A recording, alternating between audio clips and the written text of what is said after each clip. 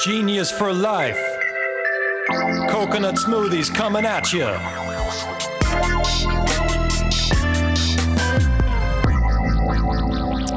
Hello there. Welcome to episode 71 of 15 Minutes of Genius. I am your semi-genius host, Alex Baer, founder and CEO of Genius Juice. So we have a great guest on today. Great product, great guy, great story. We'll get into that. A lot of greats going on here. So before talking about our guest and introducing our guest, I want to give a big plug to Mark Nicholas, Mark N at ManhattanBeachStudios.net for all your editing desires. So make sure to reach out to him for all that good stuff. All right, so I wanted to introduce our guest, Blake Sorensen of Blake's Seed Base. I don't even have my script here. Usually I have a little like cheat sheet just in case I screw up someone's name. Don't have anything. It's just a clear marble table right here. And my hands got cut off again, didn't they? So we're doing green screen today. So we're in an alternate studio, alternate universe. Not going to hide that fact. All right, so Blake created this brand. Really amazing. Great product in the U.S. I'm going to leave it at that. Roll right into it. Blake, how are you? Doing great. Appreciate you having me on, Alex. Big fan of your brand, and whenever I'm at Vaughn's, I'm grabbing your product. So appreciate you having me. Love it. Gotta love Vaughn's. You know, we call it a AVP down here, Albertsons, Vaughn's, Pavilions, and launched with them 2 years ago. Great retailer. Glad you found it. Glad it was on the shelf. I'm glad those guys there, they do a great job restocking it. So awesome stuff. Original, is that the one you usually buy? Yeah, that's my go-to. Love it. Yeah, mine too. Mine too. I add a little bit of CBD to mine. No, I'm just kidding. So let's get into your product and your story. So I don't know a ton about your product, to be honest. I know a little bit about it, looked it up, but tell us more about your story, about how you created it, what kind of traction you're seeing. Just give us kind of the 30,000-foot view on Blake Seed Based. Yeah, I'll give you the high level. We've been around about 3 years. I started because I have a nut allergy. So bars, trail mix, cookies were really off limits for me. So I actually started it in grad school in a social entrepreneurship class. And 3 years later, we have a line of snack bars made out of seeds and fruit and seeds and chocolate. We recently launched a Rice Krispie treat line that's doing great. And we're in about 1,500 retailers, places like Wegmans, Sprouts. We're launching in about 500 Krogers in 2 weeks. And then also do quite a bit of business online as well. Awesome. Those are great retailers. And yeah, you got some on the West Coast, you got some on the East Coast. You're based, again, I think you're in LA, right? As far as where you physically are in the warehouse and all that production? Or where are you based? I'm in Chicago. Okay. We're out of Chicago. As you can tell, it's hard for me to see the screen. So yeah, because usually on the screen, I think it says above Chicago somewhere, or I don't know. But either way, I probably didn't do enough of my homework before this interview. That's why this is live, right? There's no editing. We're good. So, all right. So Chicago, yeah. Producer's pointing at the screen here. So Chicago, you're based there. You're kind of going West Coast. You're going East Coast. One thing we talked about is that you're doing your launch in Kroger. Now, what's interesting about this in your story is that you're going to some natural, but you're also heading heavily into conventional and mass market pretty early in the company's life. I guess why that focus on conventional? How's it doing in conventional? Tell us more about your path there, because crossing over from natural to conventional is not always easy to do. So how are you doing that, and how's it looking in conventional? You're spot on. So, Kroger, I think will be our biggest conventional account, but we're trying to be selective about all our retailers, as I'm sure you are as well. And, Sprouts has been a great partner, as has Wegmans. And really, besides really the conventional and natural, we thought we had a really good relationship with Kroger and the buyer. And, we feel like we have enough support there to go in and do well. And we also feel like our product, kind of looking at the set, really can stand out. So those are just some of the reasons that we thought it'd be a good fit. Awesome. And I think the story is great too, right? It really came from like an allergy, right? Like an allergy for like nuts, right? Like almond and peanut, right? All those, is that where it came from? Yeah, It's exactly it. So yeah, again, solved my own need and didn't realize, when the further I got into it, that how many other people had food allergies. And, growing up, there were some brands that, made allergen-free products, but I didn't want to be the allergen kid, right? No one wants to just eat products just made for people with food allergies. So what we're trying to do with our products is make, snacks that are healthy, great tasting, and because of we're free of the top 8 food allergens, that just means everyone can eat the products. So we're just kind of trying to expand our customer base and appeal to, a wide variety of people. How do you make the product actually appealing? Again, this hard question, which I'm sure you've answered many, many times from buyers. Almost every single bar, if not every single bar, has almond, peanut butter, cashew, or some combination thereof. How in the freaking heck are you making it tasty, creamy, good, addictive without putting in like almond or something that like people really, really like in a bar? So tell us more about that. Yeah, so for us, it starts with seeds. So seed base is in the name, and can't eat nuts. So seeds are the number one ingredient in our snack bars. So pumpkin seed, sunflower seed, flax seed, and then we mix it with either fruit or chocolate. But for us, seeds are really our differentiator. We're in most sets with the only seed bar. And I do feel like everyone knows about nuts and pistachios, and they have they're everywhere. But I do feel like seeds have a long way to go as far as the education. But when people try them, they love them. So we're trying to lead the pack and educate people on the benefits of seeds.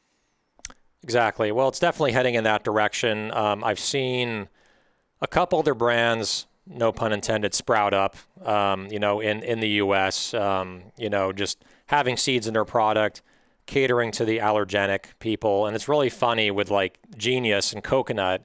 I wasn't aware that people had allergies to coconut until starting this business, About 10% of all Right. people that I talk to, like in demos or at Costco, they're like, I can't have coconut. I'm like, a fruit from a tree? Really? It was just shocking to me. So I could definitely see you catering to that niche, but also the fact that it's delicious. It's something that's really mainstream approachable. I think was a key a key component. So yeah, it's pretty awesome.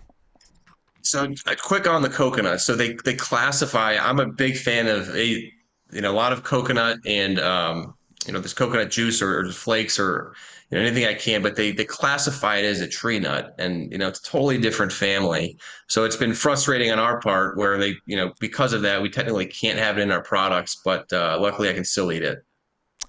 Definitely, or drink it right at your local Vons Genius Juice. So Yes. yeah, so like looking at it right, where there's like stuff with nuts, without. Are there any future innovations? Are you going to continue just to do only seed-based products, or do you eventually want to kind of break out of that? Are you basically, is your long-term mission as a company just to have allergenic friendly, seed-based, and to stay with that, or do you want to kind of expand to other arenas as you grow? So tell us more about your vision there. Our barriers, we want to stay in the on-the-go snacking. So we have, single serve bars and single serve Rice Krispie treats, but our kind of barriers are all of our products will have seeds in them, all our extensions, and then they'll all be free of the top 8 food allergens, and that includes making it in a top 8 allergen-free facility. So we'll stay in the snacking arena with the two things that have to be top 8 allergen-free, and the other products have to have seeds in them. Are you seeing on the shelf, is anyone actively competing with you? Is a juggernaut trying to get into the space yet? Like, where is the category for like non-allergenic foods and ingredients? Like, do you see anyone cropping up that are like trying to compete with you that are bigger? Because that happens, right, when you start growing a category. As far as just the seed component. Yeah, like seed and like not including almonds or nuts and things like that. Yeah, I think it's definitely growing. I mean, the category, really the allergen-free category is growing at, 30% really year over year. And, what we're seeing is because people can't use nuts and really the other protein source after that, unless it's pea protein, but a lot of times seeds is kind of the next thing that people like to put in their products. So we are seeing some competitors pop up, but, nothing new. As you know, there's a million different food and beverage brands, and you just have to continue to innovate and stand out. Exactly. And one thing that I that I mentioned too, I took a ginger shot earlier, and it's really kicking my throat's ass right now. But one thing that I mention, right, just any entrepreneurs is it's not a bad thing if someone comes out with a competing product because it really Right. grows the category. My good friend, Justin Gold, which is kind of the antithesis of what you're doing, right? He goes into all nut products, and he sold it, a few years back, but I think to Hormel. But he told me like when he has these like remember the packets he had of like where you can Yeah, squeeze the squeeze packet packets. and like put it Yep. right in your mouth, like on the go protein snack. When other brands started copying him, his sales went even higher, like through the roof, Yeah. because the awareness was there. And I can tell you, like Trader Joe's came out with a whole coconut smoothie version with coconut water and meat, Right. basically a version of Genius Juice, right? And, good product. I don't think as good as ours, but it's definitely like Right. stands on its own. And now when people see our product, I hear them say, "Oh, I tried this at Trader Joe's. I want to try it now because I know it and I see it here at Costco or Whole Foods and I want to try it." So it's like a lot of entrepreneurs get paranoid like it's a bad thing, but like your position on it and mine is like it's a good thing when the competitors are actually coming in and competing. So, So you make a great point. I think, our seed snack bar, a lot of people haven't had seeds and they would say, like it does taste great. People love it, but there still has to be some education around it. And on the flip side, we recently launched a line of Rice Krispie treats, and everyone else has had a Rice Krispie treat, right? The Kellogg's, and ours is similar. It's a much better for you, and we have seeds in it. But because everyone knows what that product is, people are much more apt to try it, which is great for us. So I think you're spot on about competitive products aren't always a bad thing if they're helping educate the consumer. exactly. And if there's no competitors, it's actually a bad sign to me. Right. Because like that means that it's not a growing category. That means that no one else wants to go into it. There's not enough money in it. I think a key example is like, I bring it up, no holds barred is like watermelon water or like maple water.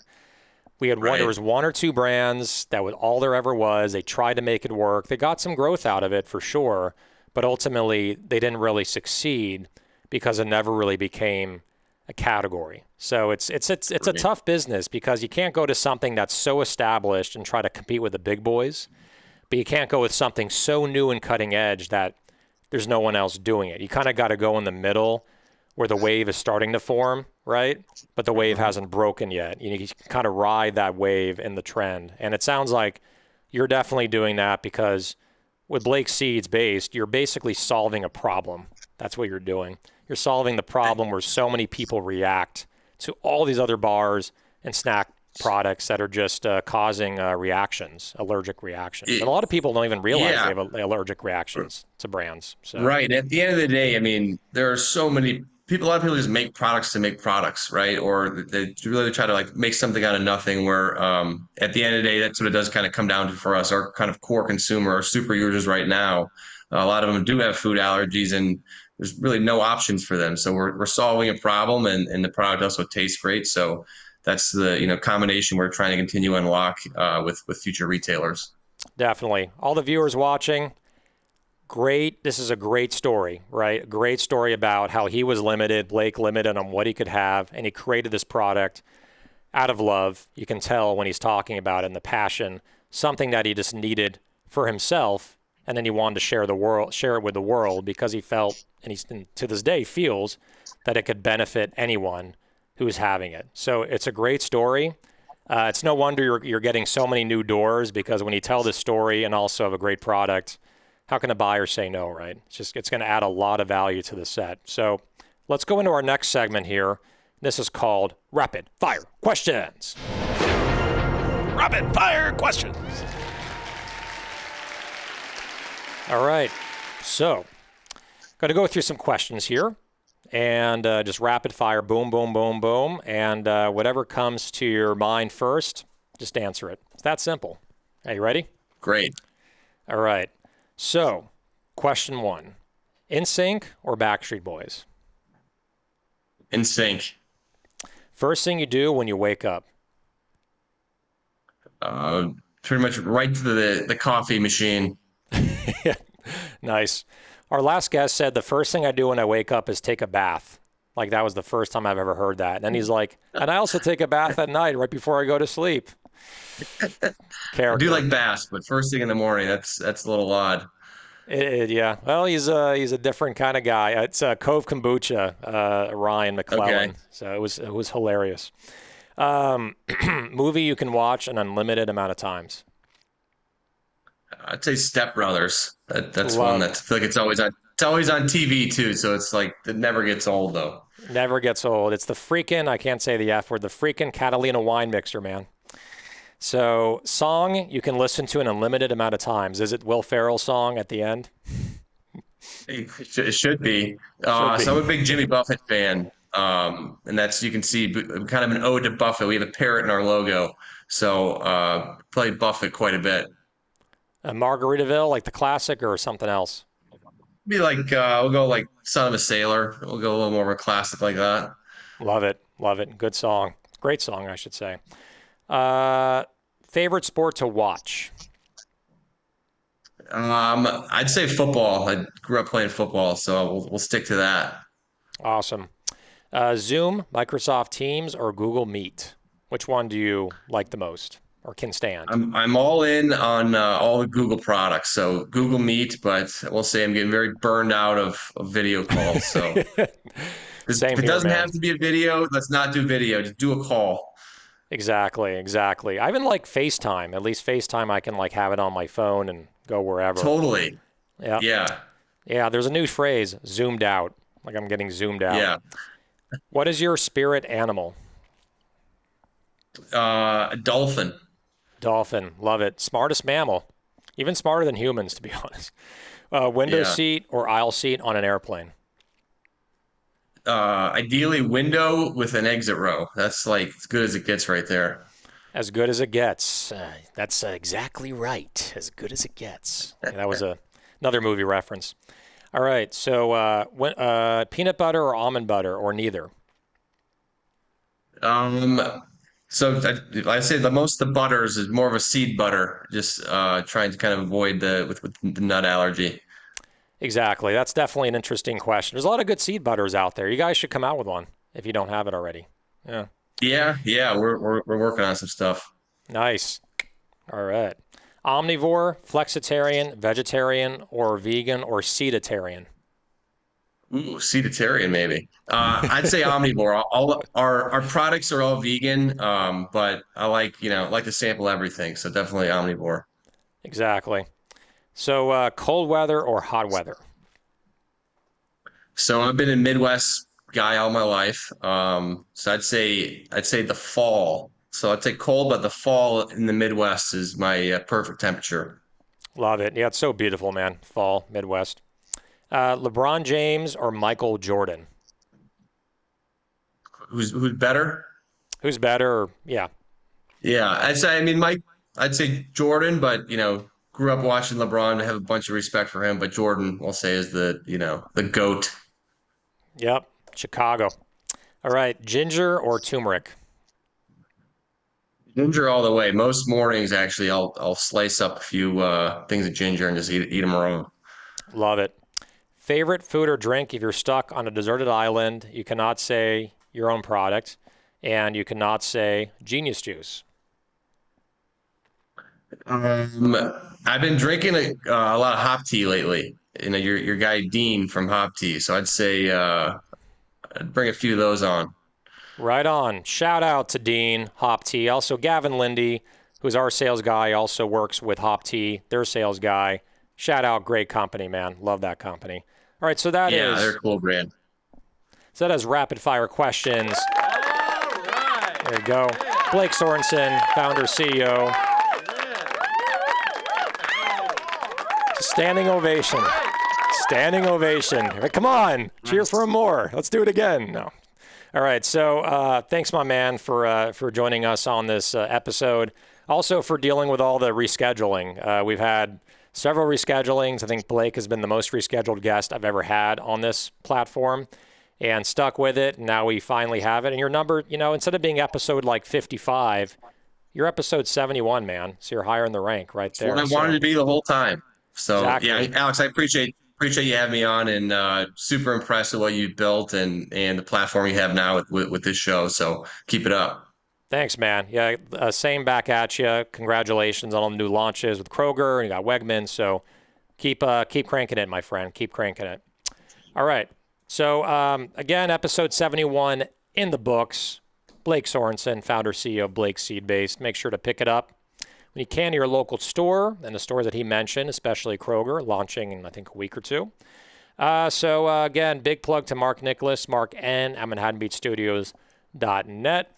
Here's the information down there. All you got to do, I think you can just click the screen. You can touch the screen, right, Mark, at home, and it will go straight to your website or email. Doesn't work like that. No, it doesn't work like that. Soon, though, technology will be there. All right, so again, thank you for joining us. And one last thing. Stay genius, Pirates!